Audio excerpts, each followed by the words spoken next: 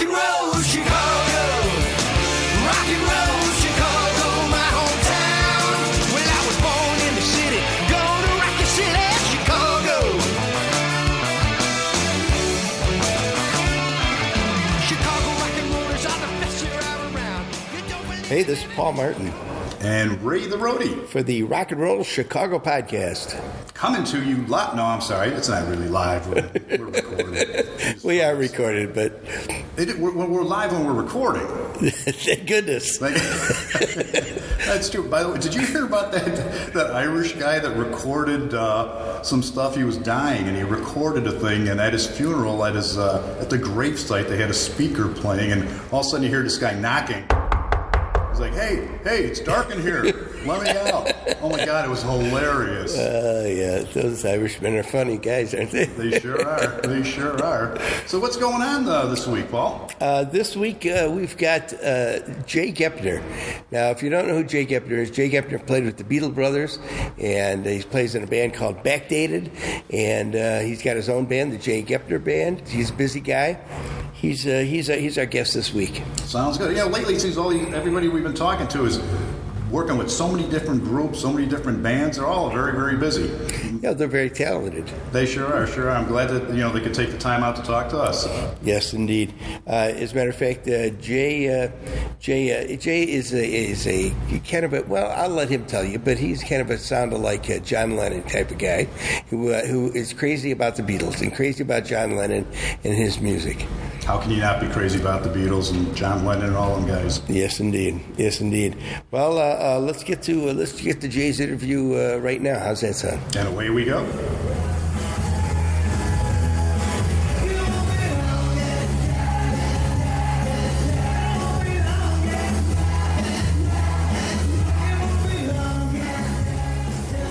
Hey, this is Paul Martin And Ray the Roadie. for the Rock and Roll Chicago podcast, and we're here today with the one and only Jay Goeppner. Hello.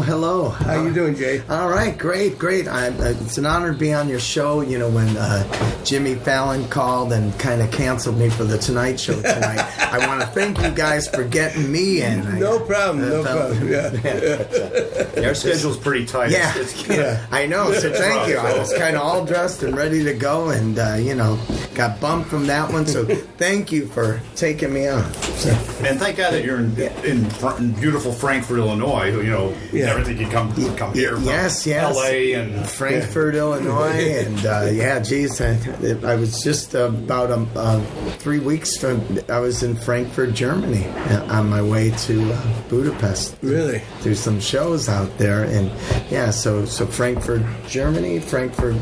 Yeah. Illinois, there's no difference. Not at all. None whatsoever. Nothing at all. Now, did you play the places the Beatles played in Frankfurt? In Frankfurt, was that just a layover? That was a layover, but I did play in Germany, and no, I never played the points where the Beatles played. I'm trying to think of the name of it. The Rat Cellar, the guys, all these, the Star Club. The Star Club, right? That was all in Germany, where the Beatles. That's where they learned their craft in Hamburg. Right. They went there, and in fact, the people in Liverpool knew of the band the Beatles, but when they came back from Hamburg, Germany, everybody thought they were from Hamburg. They billed them as, here they are, the Beatles from Hamburg, direct from Hamburg, Germany, and they're coming home. And that's my forte, pretty much. I've been a Beatles fan all my life. Yeah, we know that. Well, first of all, how'd you get started then? How'd you get started in music? And I know you played with Phil. Yeah. We had the Beatle Brothers. We still kind of do things on and off. Every once in a while. And the whole thing started when I was 8 years old, and I seen Hard Day's Night for the first time, and that was like, wow, this was so cool. I'm the youngest of 6 kids, so my brothers and sister had all the records, so I would listen to all their 60s bands, and they had some Beatle records. And, sure. But then when I seen Hard Day's Night, and I actually seen who the Beatles were, I was like, You were sold. I was sold. I was sold. My name is John. My real name is John, even though everybody calls me Jay. So I had that connection with John Lennon. He was my favorite Beatle from that point. And so just like everything, you listen to the records and you go, oh, wow, and try and sing the songs. And I just kind of developed this thing for singing the Beatles songs. And listening to the records and how they talk and all that stuff. That's what I was doing in my teen years, besides playing sports and doing that at Leo High School and all that stuff. I was every day in the house listening to Beatle records all the time, so just became a big fan and gotten several bands, I had a band when I was 14 years old called Abbey Road, and then, then we had a band called Feedback, and with some guys, Don Vandervelde, who's now called Donnie V. We were friends, so we were in a band together before he hit it with Enough's Enough, of course. Right. But, I always kind of give myself a little credit for what went on with Don, because when I first met Don, he didn't sing. He didn't sing at all. And I tried to get him to do backgrounds for our band and sing, and I even talked to his mom, and his mom said, Don can sing. I don't know why he's not singing to you. And I'm like, Don, come on. So Don eventually opened up and started singing with us, and now, I can honestly say that me and my brother were a big part to try to get him out of his shyness, and to break out, and and me being a John Lennon guy, I think he kind of maybe caught a little bit of what I was doing, and a lot of people say that Don sounds like John, and he does. So I think I'm just the kind of early influence. And Don and I are still good friends. We talk. I sang backgrounds on one of his songs on his new album.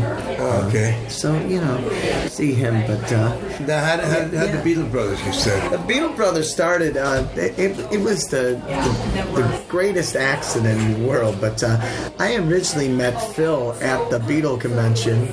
They called it Beatle Fest in 1978 at the Palmer House. Okay. The Palmer House, and I met him in line for it. I seen him drawing a picture, and Phil is a great artist. Not only can he write songs and perform great, he also is a great artist too. Wow. So I seen him drawing the cartoon Beatles, and I was like, hey, how you doing? I'm the Beatles fan. Can you draw one for me? And he did. He drew some John Lennon pictures for me. Yeah. And ever since then, we've been friends since that, and that was in 1978.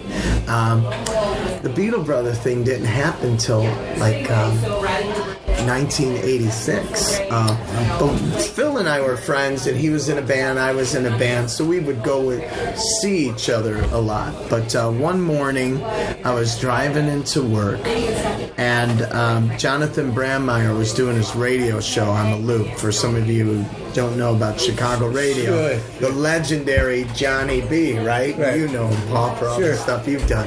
So Johnny was like, hey, everybody out there, I'm looking for a house to do our live radio show from. So I was driving into work, and I'm thinking, wow, you know what?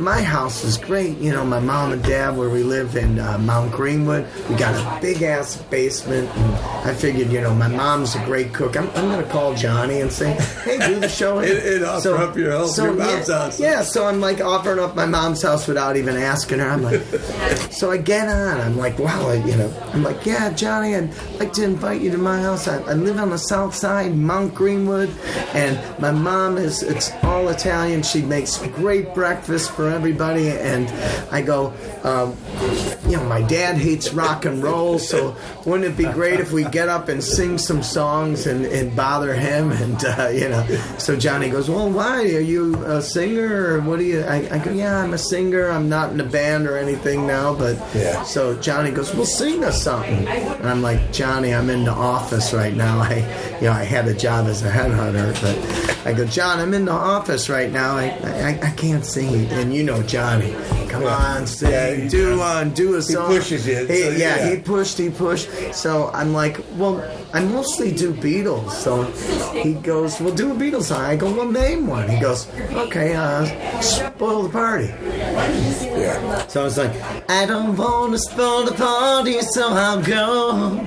I would hate my disappointment to show. John was like, oh my God, that sounds like John Lennon. Oh my God, that's great. Do that again. So I did it again. Then he got the record, and then he's like, wow, you're not in the band. Yeah, he's like, you're not in the band?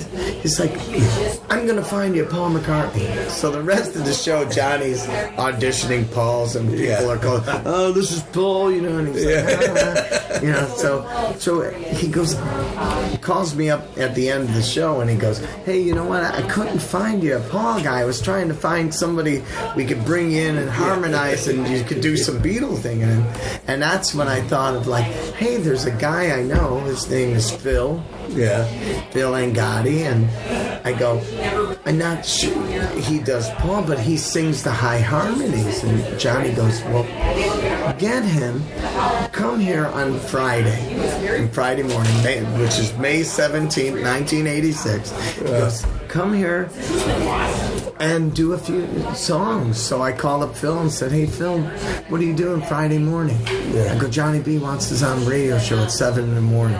So we met at the Hancock at 6:30. We ran through that Spoil the Party. Right.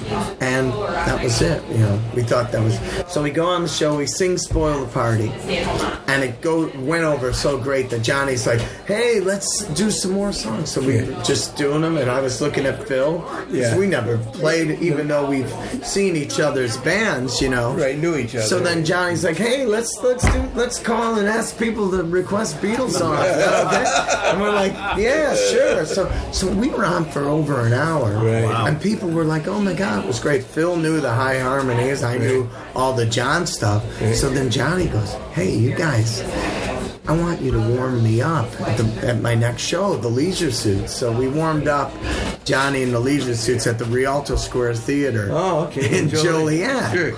And, it was right after that show, Buzz Kilman says, hey, you guys, you ought to team up and become an act, because the exposure you got this morning is unbelievable. And I was like, oh, wow. So I asked Phil, hey, should we do this thing? And there were people calling us, like clubs, can you guys play our club? Yeah. So we took a gig at this Riverdale bar called Somewhere Else Bar, like a week later. And we... In Riverdale? In Riverdale. Somewhere Else Lounge, it was in Riverdale. And, Johnny let us on the show again. He brought us back like a week later to, do some stuff. So we said, well, tonight we're going to be at Somewhere Else Lounge in Riverdale. Well, the place was packed. Wow. And...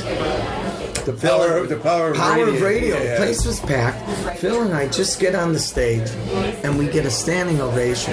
It was the most incredible thing I've ever witnessed in my life. I mean, we didn't even sing one song yet, but it was just all the people because they appreciated what we did on the radio show, and then it was great. We had them from there, and then a lot of energy. Then from that point on, we went to play, everywhere, from festivals to warming up you guys with the Dancing Noodles and in with the Johnny. I didn't realize it was 86, man. It was 86, May 84. So May of 86. So and which was a crazy year. That was the year the Bears won the Super Bowl. It just and all that craziness. We had Steve and Gary. We had all the loop. We had Kevin Matthews there and Johnny. It was the height of the loop radio.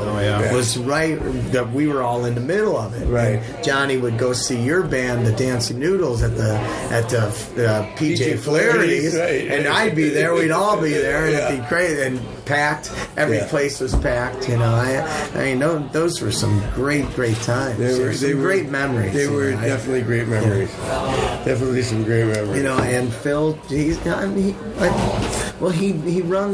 has a guitar store, and he does. And he's Avenue N Guitars, and he's still playing from time to time. So he's got a band now. Yeah, well, we all got bands. You know, we all have. You know, the Beatle Brothers is always in the pocket, and if he ever wants to do anything, we're always open to do stuff, which is great. But we're all in different bands. I think I got like 5 now. I think I got the Beatle Brothers. I got this band Backdated, Backdated. I had a chance to work with them. A Class of '68 band. I have my own band, which is my own music, which is called the Jay Goeppner Band. Well, tell us a little bit about that. Now, are you doing your own writing? Or doing my own writing. I've been writing for years, Paul, and I do play. I play guitar and I play a little piano, but I never bring it up on stage with me. You know, because in the early days of the Beatle Brothers, everybody wanted us to be John and Paul. You know, like everywhere they booked us, they're like, "Do you wear suits? Do you wear this?" Right. And we never wanted to be a part of like the whole look-alike thing. Right. We just wanted to do the music and do it good. You know, and that was the only thing that interested. So every time I did pull up a guitar, everybody would be like, "Oh, that's great! Can you dress up like John?" And they're throwing all this money at it, and I never liked doing it that way. I just, you know, to me there was one John Lennon, and it's not knocking any of what any of the other bands are doing because they're doing great and making a lot of money. But for me, I just liked being myself, singing the songs and enjoying it. You weren't a tribute band. You were honoring them by singing their music, and you enjoyed it. Yeah, and that's what I felt most comfortable that way. I didn't want to be John all of a sudden, you know, talking like this, and the next song, Ringo, you know, come on. You know, I just, you know, to me it was just kind of, you know, a lot of money in that. These guys are doing great. Yeah. These Beatle bands, there's one on every corner. I know, there's quite a few of them. It's like Elvis impersonators. But yeah, so I've always been writing, and I never thought anybody would be interested in my music or any of the music that I'm writing with friends or anything like that, because I was playing the greatest music around, and then you go up on stage and say, "Okay, here's one of my own songs," and people are like, "Play I'm the Walrus." Forget that crap, you know, or whatever, you know. And but I do have like the greatest admiration for guys who could do it. Right. And now I'm happy that I'm finally doing it, because I found like 5 guys who kind of like say, "Hey man, we like the tunes. Let's do it. Let's write." And I'm like, wow, so little late in life, you know. I'm like 56 years old, but I'm not looking to make it, you know, like, you know. I just love creating. You do it for the enjoyment, right? I just love what I'm doing. I love what I'm doing right now. Do you do any Beatles in the Jay Goeppner Band? Yeah, yes, we do. Yeah, obviously. We kind of, because that's what influenced me. And so every once in a while I'll throw a song, and that's, people could be familiarized. So, and it's mainly because I feel like, oh, geez, I'm boring the crap out of these people. So I got to throw in a number that they know. You know, throw something in there. Have you recorded any of that? Yes, I had done some recordings, and I haven't put anything out yet. So I'm thinking about this year might be the year with, but you know, it all takes time because of all the bands and playing out every weekend and this traveling around. I've been very blessed and fortunate to play Liverpool, England for the last 11 years. Wow. You know, and I brought every band that I played with. I brought Backdated there. I brought Instant Karma, which was a band of mine, a John Lennon tribute band. I even brought Phil. I brought Phil twice. You know, once with the Beatle Brothers whole band, and once him and I alone. And And when you're there in the holy land of Beatles, and that's what it was. The first time I went was in 2005, and I was a little scared because, I knew I sang a lot of like John Lennon and stuff, but I thought, well, we're playing with a lot of bands from England, and they automatically have that voice and that sound. Yeah. So when we started playing, people were like, "Oh my God!" and they were following us around, and every crowd at every stage got bigger and bigger, and Now, how'd you get linked up doing that, playing it? Well, I sent them a videotape, and through the years, I got to know some of the people that performed with the Beatles, like Klaus Vormann was in town, so he put in a word for me, and Neil Innes from the band called the Ruddles, and he also works with Monty Python. He put in a word for me, like, "Hey, look at this guy," or "Look at this band." So I sent Instant Karma stuff, the band Instant Karma, and they hired us. And I work for American Airlines. That's what I do in the day. 31 years with American Airlines loading airplanes. Well, that's cool. So that's good. I got them involved because, when You need to get over there. we need to get over there. Yeah. So American Airlines was great. They flew all 6 of us there. Really? On them, as the sponsors. So, and they've done it every year. And then you rented gear there, or what? No, they have the gear. All you had to bring was your guitar and a cord. Right, yeah, I mean, they had gear that's there. all you have to do. They have the gear at every stage. So it's called Beatle Week, International Beatle Week, and it's every year on the 3rd week of August. And you play the Cavern Club, you play the Cavern Front, you play Cavern Pubs, you play all the old Beatle haunts. Yeah, right. Which it's unbelievable. And every stage has the equipment already there. So cool. all these bands coming from all over the world are there playing, and it starts at 12 noon and it goes to 5 in the morning every day for a whole week. So when I was looking at my schedule, I'm like, 3 in the morning. we have a gig at 3 in the morning. And I was like, who the hell's going to be out at 3 in the morning? We start this gig, we play for an hour, and you know what? That was the best gig. It was packed. It was loaded, and people just have a great time. What was it like the first time you stepped on the Cavern Club stage? I got goosebumps. I still do. I always, make sure to kiss the floor. Just the Holy Grail. You just get goosebumps, and you just think, wow, this is your heroes played at these places, and in the distance, John Lennon's sister, she comes to all of my shows, and that's probably why I've been playing a lot of these countries. I just finished playing Budapest, which is the 20th country that I've performed in. Really? And a lot of it has to thank to Julia, John Lennon's sister, because she told Billboard magazine that when they asked her, like, what Beatle act do you follow and at Beatle Week, and then she goes, well, I tell you what I do really love is this guy who comes and sings as John Lennon. He's himself. She goes, the best thing about him is he works, he loads airplanes for a living, and then he does John Lennon. Yeah. But he really brings out the character and brings out the feeling that the spirit of John when he sings. That's an awesome compliment. Great compliment. And so people have checked out my show, and then afterwards they approach me and say, hey, we'd like you to play in Budapest or in the Netherlands, and then they go, we can't afford your band, but can you just come? So it's great. So they just pay me, and then I play with bands all over the world. I saw you went to Finland, was it? Yeah, Finland. Yeah, that was That wasn't too long ago. Yeah, this year. Well, let's see. This year I had Latvia. I had Finland. I had Helsinki and Sweden and. Budapest, and now in December I go to Brazil. Really? Some shows in Rio, which is really? great because December is their summer. summer. Right. I'll be able to get out of this cold weather for a little bit and enjoy the fest. And the band there that plays for me, they're called the Blue Beatles, and they're a great band, and I'm always excited. So I just send them a list of John Lennon songs, and they get it down in the original keys. Yeah. We go over it real quick, or sometimes we don't even have time to go over it.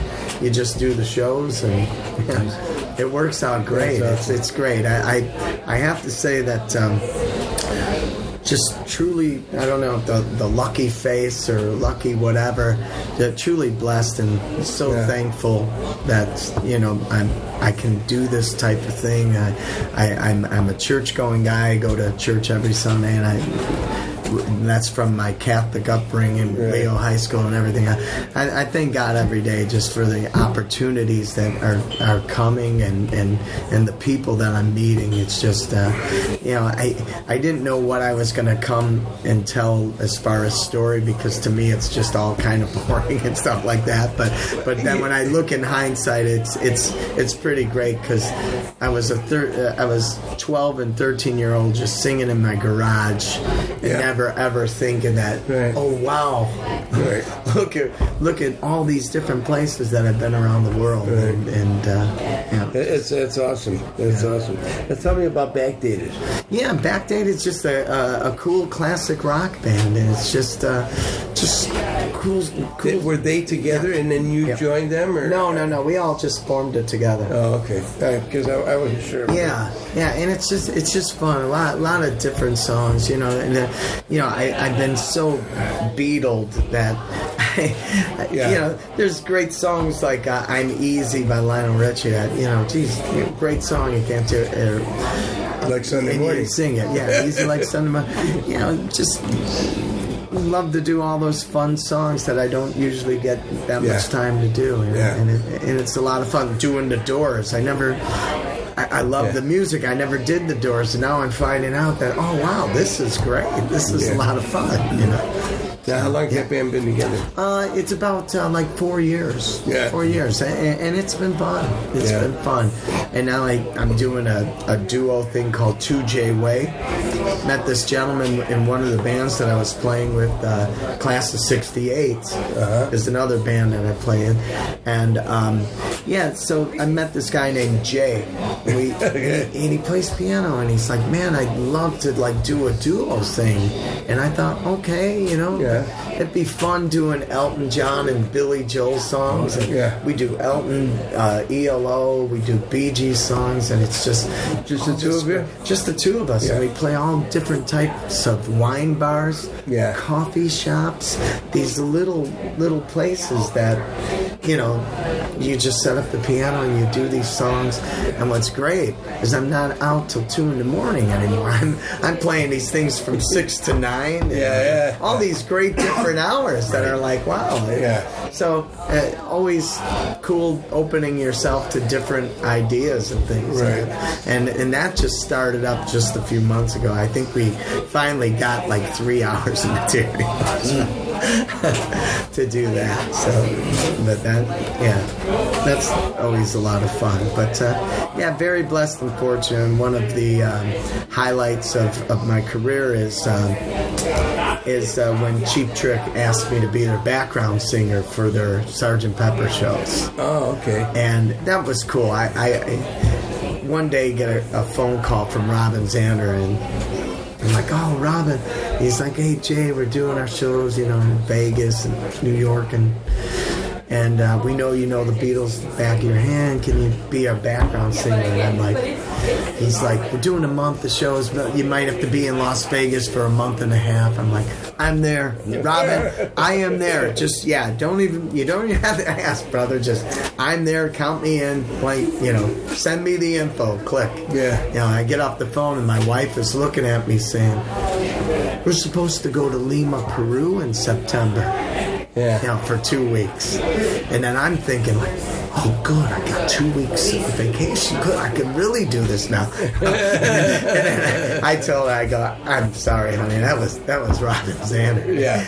He just asked me to be their background singer. So there's no way I could go to Lima, Peru and do did a this. Sgt. Pepper thing? They did the Sgt. Pepper album in its entirety in Las Vegas. Really? For a whole month at the Hilton, which is the same stage that Elvis Presley played 837 shows on. Oh. And I was like, wow, this is cool.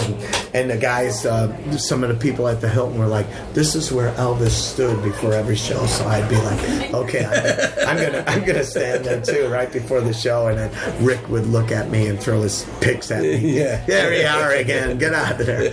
But so much fun. And I always think back of, you remember how great Chicago Fest was at Navy Pier? Sure, yeah. Navy Pier was just, before it got revamped. Yeah. When we had the Chicago Fest there, I remember seeing Cheap Trick there in like 77.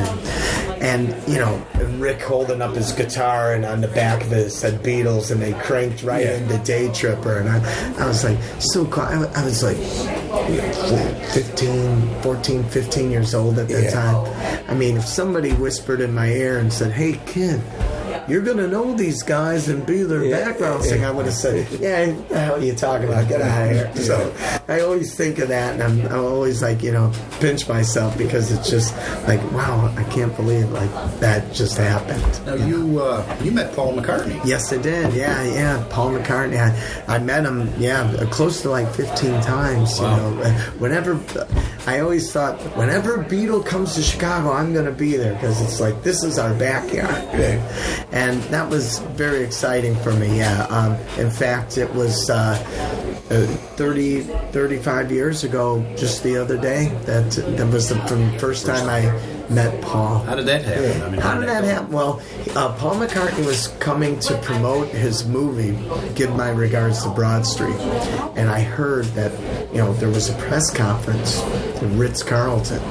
So I was like, oh, God. In Chicago. I was like, okay, he's coming to my city. I got to, plan this thing. And I went a week before, kind of scouted out the whole Ritz-Carlton, knew every door, because I was going to be a stalker. I said, geez, if a Beatle is coming. At least you admit it. Right? Oh, yeah. Well, I'm a big fan. I was, let's see, I was 21, 21 years old. Yeah. Now, if you think of it, Paul McCartney hasn't visited Chicago since 1976. This is 1984.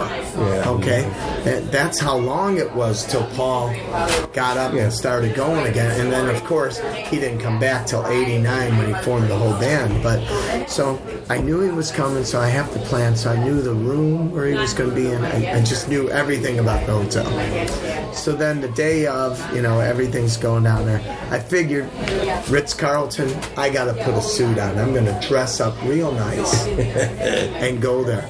Well, it was a good thing that I did that, because I put the suit on and I sat right in the lobby, right, with my, I think it was the Wall Street Journal. I just, reading it, just kind of, I wasn't doing any reading. I was just kind of closing it and looking around. It was last week's copy, right? Yeah, exactly. Upside down. Yeah, exactly. Upside down. It wasn't even up. So, but what was funny was there were people there, and guys in Sgt. Pepper suits and stuff like that, and with Paul T-shirts on and this and that, and the security just, you gotta leave. You gotta leave. They're kicking everybody out. I'm like, oh boy. So I'm sitting there with the Wall Street Journal, and the guy comes up to me, excuse me. I go, yeah. He goes, well, we're clearing this area. I go, hey, I don't care whoever this MacArthur fellow is. I have a meeting here at 9:30, a business meeting, okay? Yeah. And they're like, oh, excuse me, sorry about that. Just go on. Yeah, MacArthur fellow. Yeah. So what was great was when Paul came out, and then there he is, and it's just me and him and that security guy. Of course, I'm going up to, Paul, welcome to Chicago. And the security guy's looking at me like, you slipped through the, and said hello to Paul, and then it was just a great feeling. I didn't ask him for anything, and somebody clicked the picture, and I was able to have that picture. But then every other time Paul come to Chicago, I'd know where he was at, and one time I had my Hofner bass, my brother's, really? my brother Dan and I had a Hofner bass, and he's a bigger Paul fan than I was. So Paul was coming through in '89, and I always had flowers for Linda, because whenever Paul would show up, Linda was there. Everybody would attack Paul. Paul would be, and Linda would be there just standing. So, okay, I brought Linda, bring Linda flowers. Hey, Linda, give it. And she said, oh, thank you, this is so beautiful. Yeah. And then, everybody's attacking Paul. But then Paul comes around, okay, all right, who's this guy? All right, I go, hey, Paul, I'm Jay, and nice to meet you. Okay, nice to meet you, Jay. And then blink.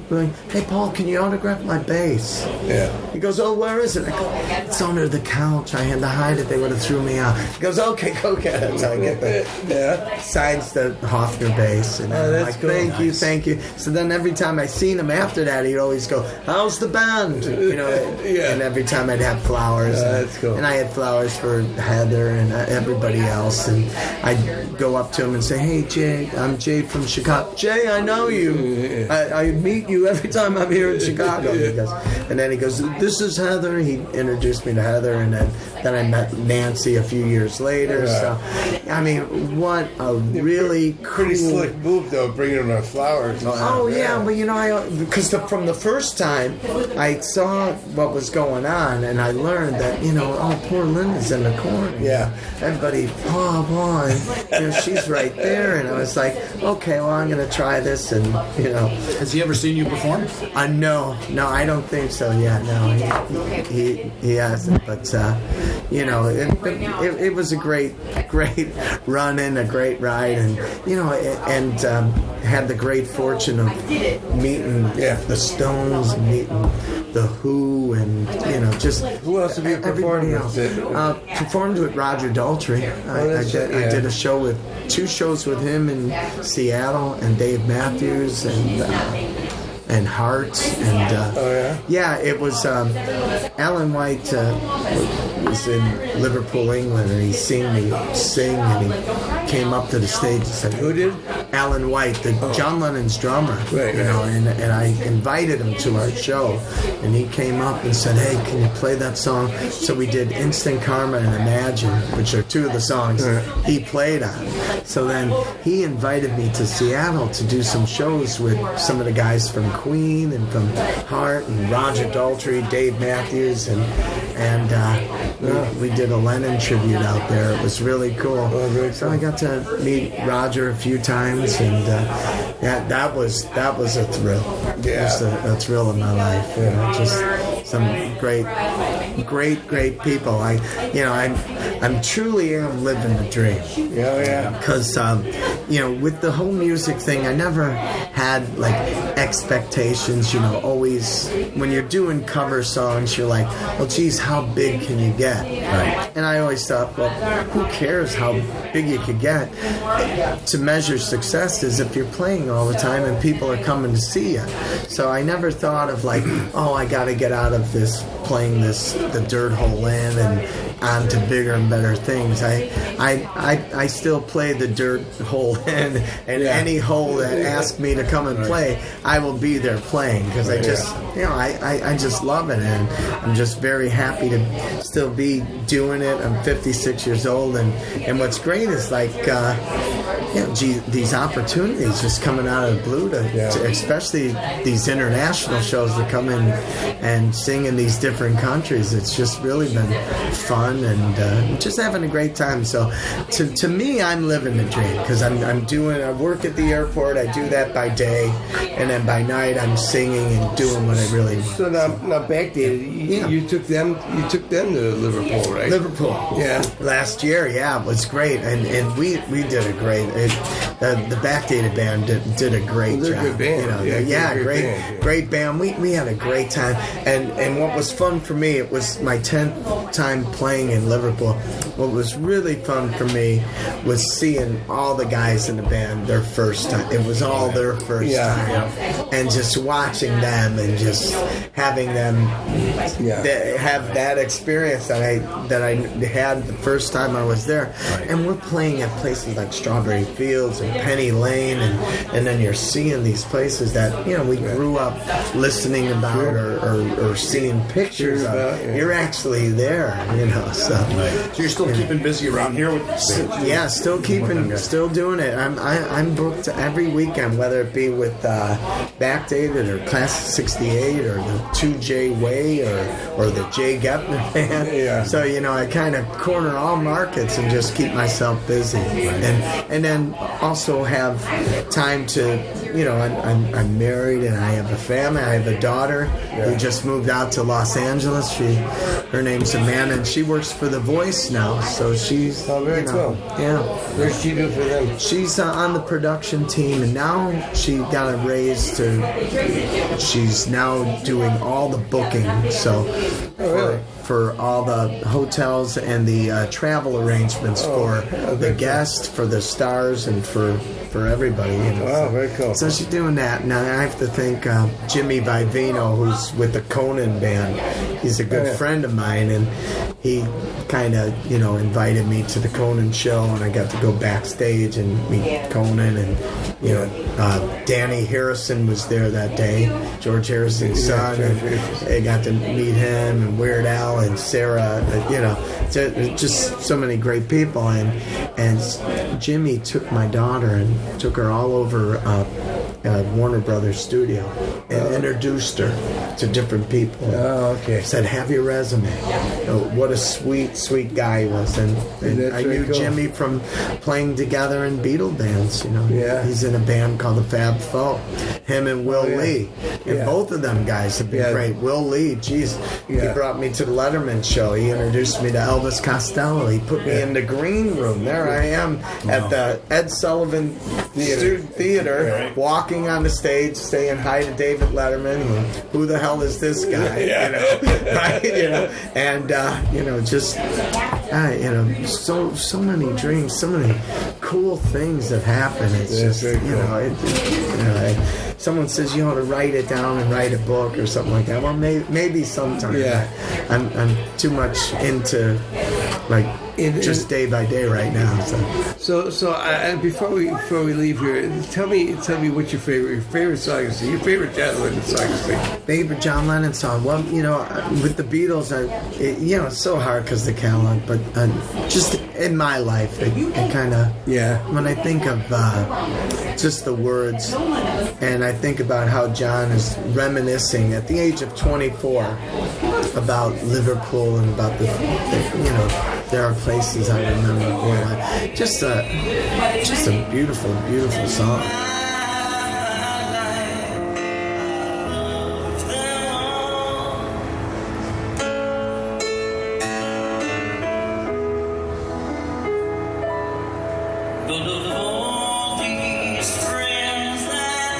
George Martin doing that piano bit in there. It's just, I think the Beatles did it a little fast, you know, because they had to record everything fast during those days for some reason. But, you know, I just love that song. That's good. I think that's probably one of my favorite ones. And it's a solo John Lennon, of course. I love Imagine, but I really, Mind Games is great. And it's just, I have a different one every week. That's cool.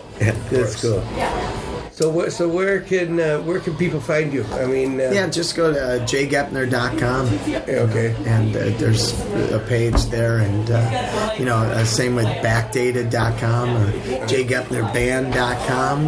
You know, so and it's GOEPP. Yes, JAYJ and GOEPPNER. Okay. And how about you guys? This is great. This gig you got here with this, you know, it's kind of fun. Ray rock and roll because you guys have seen it all too. I mean, Paul, you with I first met you back, with M&R Rush back in 30-something years ago. Playing a 40 years with the Recreation Center in Calumet Park. I remember you guys. I was real young then, but then growing up and watching your success and seeing all your bands. Right. And, well, my two bands, I kept it to two. But and I'm still playing in both of them. But but Ray came up with this idea about a year and a half, a couple of years ago maybe, and he presented it to me. He said we should do a podcast, and I'm like what? What's a podcast? Right. So he says we call it Rock and Roll Chicago. The name fits. And he says we just talk to people and bands and individuals and musicians from the 60s, the 70s, up to current, and see what they're doing and see how they're tell us a little bit about their band and so that's I said it sounds like a good idea. So we started doing it and we've got 20 some in the can. Oh, that's beautiful, man. Best of luck. I'll go through my card dial and send you some guys I know. Maybe hopefully Rick Nielsen or something. Yeah, sure. Give you guys a call too, and I can help you out with some of the Chicago musicians that I've worked with. And, But this is a real cool thing you're doing, man. And we now have a studio too. In that Illinois Rock and Roll Museum on Route 66. Oh, really? Okay, good. They just got us all the equipment. We set it up last week. Actually, this morning we were there. Oh, good. Now, are you going to be recording there, or are you going to do mainly your show there? But we'll do the podcast there. I mean, we're still going to get out. Yeah, meet people. If people can't make it down to Joliet, we'll go out. We got all the portable stuff, but we got a new studio, which is really cool. We want to. That's great. If we get people down there too, plus once the museum gets going, they're not open yet. But once they get going and people come down there and see the museum and stuff, and then next time I'll bring the guitar and we'll do a song. There we go. But we'll definitely get you down to the museum for something. No, definitely. Thanks. This was fun. I came here not knowing what to say or what this was going to be, but that's our job too. Well, thanks, but they have the museum also has an internet radio station called Road to Rock Radio. Okay. Which they play nothing but Illinois music. Yeah. Well, there's a lot of great musicians here. And they rebroadcast our podcasts every Monday night at 6 o'clock. So oh, wow. They play one of our podcasts. There we go. That's beautiful. So, oh, man. So good. So thank you very much. Thank you guys, man. Hey, appreciate it. All right. Cheers. Let's have a drink. All right. There we go. Cheers. Cheers. Clean. Cheers. Yeah.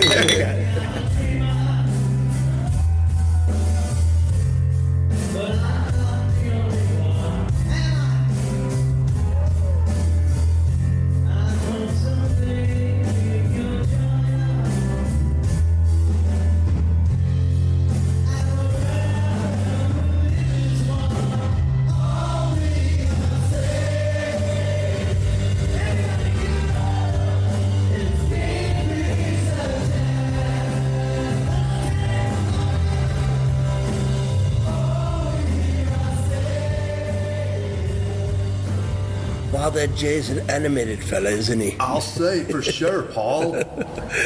I don't sound like Ringo, though. I'm still a little nasally. Well, you've got the looks for Ringo, though.